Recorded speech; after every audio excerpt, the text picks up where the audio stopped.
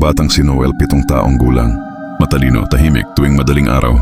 Gumigising siya ng maaga para manood ng cartoons nang hindi alam ng magulang niya. Pero isang gabi, ibang channel ang sumalubong sa kanya. Channel 77. Sumama ka sa amin, laro tayo tuloy-tuloy. Sa Channel 77, sa video, may mga bata pero parang pagod ang itsura. Lahat naka-uniforme, walang kumikibo. Tinawag ng host si Noel. Sa screen mismo, ikaw ang bagong player. Halika na, Noel. Biglang close-up sa TV screen. Parang tunnel na umiikot ang graphics. Noel smiled. Lumapit siya. Lumapit pa. Hanggang sa tumapat siya sa screen. Pagbalik ng kanyang nanay, ilang minuto lang matapos yon wala na siya sa sala. TV, naka-off pero may naiwan na post-it sa TV. Naglaro na siya. Babalik kong matalo. Tinawag ang barangay. Walang bakas ng forced entry. Walang signs ng pag-alis. Pero gabi-gabi, lumilitaw sa TV ang silhouette ni Noel. Nakatayo lang, hindi umiimik.